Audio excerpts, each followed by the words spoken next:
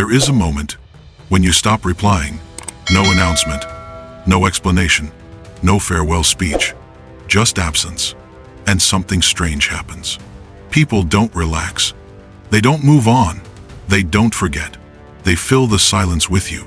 In a world addicted to updates, stories, notifications, and justifications, the one who disappears without explanation becomes unsettling. Because silence is not emptiness. Silence is pressure. Machiavelli understood this centuries ago. Power does not announce itself. It withdraws and lets others panic. Today, we're talking about why you should never explain your absence and why silence is one of the most feared power moves in human psychology. This is not for people who need validation. This is not for people who fear being misunderstood. This is not for those who explain themselves out of guilt. This is for those who understand one truth. The less you reveal, the more others project. If you've ever noticed that the most powerful people speak the least, explain the least, and disappear the cleanest, this video is for you. And if silence makes you uncomfortable, that discomfort is the lesson. This is not about cruelty. It's not about ghosting to hurt people. It's not about emotional games. This is about self-possession, about refusing to leak your inner world to people who have not earned access to it. Silence is not manipulation. When it's used to protect boundaries, reclaim authority, and remove yourself from psychological submission. Machiavelli didn't teach people to be evil. He taught them how power actually works, not how we wish it worked. By the end of this video, you'll understand why explaining yourself weakens your position, why absence increases perceived value, why people chase what they cannot decode, why silence forces others to reveal themselves, and how to disappear without losing power, only gaining it. This isn't motivation. This is psychological leverage. As you listen, notice this. Every time you've over-explained, did it bring respect or did it invite judgment? Hold that thought. Number 1. Explanation is submission. Machiavelli warned us with a single line. He who excuses himself, accuses himself. Most people read that and nod. Then they forget it the moment they feel uncomfortable. Because the moment you're gone, even for a short while, the pressure starts. A message sits unanswered. A meeting goes on without you. Your name doesn't show up where it usually does. And almost immediately, you feel it. That small pull in the chest. The thought forms before you stop it. I should probably explain. So you do. You say you were busy. You say something came up. You say you didn't mean anything by it. You soften your absence. You make it harmless. You make it small. And without noticing, you hand something away. Because the moment you explain your absence, you agree to one quiet idea, that others were owed an answer. Picture it. You walk back into a room you left earlier. People look up. Someone pauses mid-sentence. There's a half smile, a raised eyebrow. No one asks anything yet. And still, you speak. Sorry, I just had to. You hear yourself filling the gap. No one demanded it. No one accused you. But you felt exposed by the silence. So you rush to cover it. That's how it happens. Not through force, through discomfort, because entitlement doesn't announce itself. It waits for you to volunteer. Power never explains itself downward. You already know this. When a king leaves the room, the conversation stops. Not because he asked it to, but because his absence says enough. No one chases him down the hall asking why. No one needs reassurance. The room adjusts. When a general goes quiet, people lean in. They don't complain. They don't demand clarity. They wait. Silence in the wrong direction creates tension. Now, contrast that with your own life. You step away. You go quiet. You don't show up for a bit. And suddenly, you feel guilty. You imagine the questions before they're asked. They probably think I'm rude. They might be annoyed. I should clear things up. So you do. You explain yourself into a smaller shape, and something changes. Not loudly, not openly, but subtly. The way people listen shifts. The way they respond tightens. Your words carry less weight than before. Because explanation places you beneath the observer. It flips the position. Now you're not the one choosing distance. You're the one defending it. You're no longer sovereign. You're answering to a silent jury that never asked to convene. And the most dangerous part? Defensiveness doesn't look dramatic. It looks polite, reasonable, even kind. But everyone feels it. They feel that you're trying to stay in good standing, that you're managing how you're seen. And once that's felt, authority thins out, not gone, just weaker. You notice it in the small things. People interrupt you more. They don't pause as long when you speak. Your absence doesn't stop the room anymore, because you taught them something, that when you leave, you come back with reasons, and reasons always sound like permission. So the next time you disappear, the pressure will be louder, and the silence will feel heavier. Not because silence is weak, but because you broke it before. Number 2, silence creates imagination. Human beings say they like clarity. What they really want is relief, because uncertainty doesn't sit still. It moves. It looks for something to land on. When you vanish without explanation, people don't assume you're fine. They don't picture you calm. They don't picture you busy. They picture themselves. A message stays unseen, or not even that, just quiet. Hours pass, then a day. They check again. Nothing has changed. And that's when the mind starts filling the space. Did I say something wrong? They replay the last conversation. The tone, the timing, that one sentence they almost didn't send. They remember it differently now. Maybe they're upset. Maybe they're done. Maybe I crossed a line and didn't notice. Your silence turns into a screen, and they project. Someone else gets more restless. They assume intention. This feels deliberate. They're probably planning something. They're pulling back on purpose. Even if you're doing nothing at all, another person feels something quieter. Maybe they've outgrown this. Maybe I'm not as important as I thought. That one stings the most. So it lingers. No one calls it fear. No one admits it. But you can see it. The next time you walk into the room, the energy is different. Eyes stay on you a second longer. Voices hesitate before settling. Someone laughs a little too fast.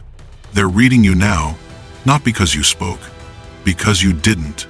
Your silence became a mirror. Each person saw their own worry in it. And here's the part most people miss. The less you say, the more space you take up. Not in the room. In their head, you're mentioned when you're not there. Your name comes up casually. Then, more quietly, what do you think they meant by that?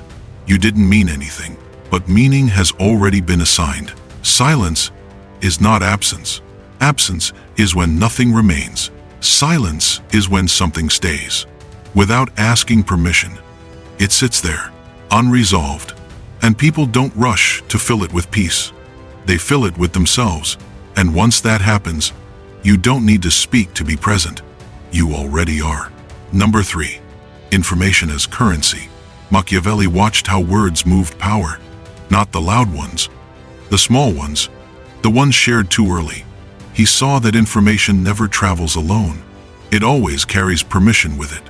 When you explain yourself, you don't just give facts, you give shape. You turn something open into something finished. Think of the moment after you've been away. Someone finally asks, "Hey, where were you?" Their tone sounds casual, but their body leans in just a little. This is the moment. You could let it pass. You could smile. You could say very little. But instead, you start talking. You tell them what happened. You give details. You make it reasonable. As you speak, you can feel it. The room relaxes. Not because they care, but because now they can place you somewhere. Oh, that makes sense. So that's all it was. Your absence gets filed away. A small story, neatly wrapped. And now it can be touched, judged, compared, dismissed. Later, someone repeats it. Not exactly how you said it, but close enough. Yeah, they were just dealing with something. Just that one word shrinks everything. But if you had said nothing, There would be nothing to repeat, nothing to pin down, no clean edge to grab, only guessing. People would circle the gap instead of closing it. They'd trade thoughts quietly. Do you think they meant to step back? I'm not sure. They haven't said anything. The room would stay unsettled because there's no fixed story to lean on. Speculation isn't comfortable. It keeps people alert. They watch more closely. They speak more carefully because they don't know where they stand. And the strange thing is, speculation rarely makes you smaller. It makes you distant, hard to read, slightly out of reach. Mystery isn't created by saying clever things. It's created by leaving space and refusing to rush in and fill it. Once you explain, you're done. Once you stay quiet, you remain unfinished. And unfinished things hold attention longer than answers ever do. Number 4, the dignity of withdrawal. Most people don't leave. They perform their leaving. They sigh before they go. They hint. They make sure someone notices the shift. They want the room to feel it. They want a reaction. So they explain. They complain. They tell their side. They post something vague, then more specific, then a little sharper. They're still there, just louder, and everyone feels the pull. Someone reaches out. Someone asks what happened. Someone offers comfort. The leaving becomes a conversation. Now look at the other kind. The one who stops showing up. No speech, no warning. They don't slam doors. They don't make a point. They just aren't there. At first, it barely registers. Someone notices an empty chair. A message thread goes quiet. A familiar name isn't mentioned for a while. No explanation follows. And that's when the tension starts. Not dramatic, subtle. People lower their voice when they bring it up. They glance around before asking. They speak in half sentences. Did you notice they haven't been around? No one answers right away, because no one knows what to say. The quiet leaver doesn't burn bridges. They don't accuse. They don't defend. They don't explain how they felt, or why they needed space. They remove their presence. And presence, once gone, can't be argued with. Confrontation gives relief. An argument ends. Voices settle. Everyone knows where they stand. Even anger closes a loop. But silence leaves it open. No final words. No clean ending. Just a space where something used to be. People feel it when they pass by. They slow down near it. They think about it longer than they want to admit, because unresolved tension doesn't fade. It stays. And the one who left quietly isn't remembered for what they said. They're remembered for what never got answered. Here's a challenge. The next time you feel the urge to explain why you didn't reply, why you took space, why you're unavailable, why you changed, don't. Say nothing, or say less than expected. Notice what happens. People will tell you who they are when you stop explaining who you are. Silence as self-respect. Silence is often misunderstood. People assume it's meant to hurt, to punish, to make a point. But most of the time, it's something quieter than that. It's restraint. It's the moment you feel the urge to explain, and you don't. Not because you're angry, not because you're plotting, but because something in you says, this doesn't need words. You notice it in small moments. Someone asks a question that feels off. Not curious, not kind, just a little entitled. They want details. They want reasons. They want access. You pause. Your mouth almost opens. You almost give them a story. Then you stop, and the room feels different. Not tense, just still. Because you didn't perform. You didn't turn your life into something consumable. You didn't narrate your inner world, so it could be discussed later by people who won't be there when it matters. Most people don't realize how often they explain themselves out of habit. They talk to avoid awkwardness. They fill gaps so no one feels uncomfortable. Even if it costs them something, even if it makes them smaller, silence interrupts that pattern. It says, without saying it, this is mine. My time, my reasons, my movement. Machiavelli noticed this long ago. Not in theory, in rooms full of people watching each other. He saw that authority doesn't arrive loudly. It settles. And it settles the moment explanations stop flowing outward. When you don't rush to clarify, others adjust. They lean back instead of forward. They listen instead of probing. Some feel uneasy. Some feel curious. A few feel exposed. Because clarity is comforting to the one receiving it. Silence protects the one holding it. And you don't owe clarity to people who collect information casually, who repeat it loosely, who use it without care. Not everyone deserves the full version of you. Not everyone handles it gently. Choosing silence isn't cold. It's careful. It's knowing that some things lose their value the moment they're explained. And once you feel that, truly feel it, you stop apologizing for quiet. You stop translating yourself. You let the space remain, and the space holds. If this perspective resonates, you already know what to do. This channel exists for those who choose depth over noise, discipline over display, power over approval. Remember this: the loud explain, the weak justify, the desperate announce, but the powerful, they disappear. They observe. They return changed. And when they return, no one asks where they've been, because the silence already answered.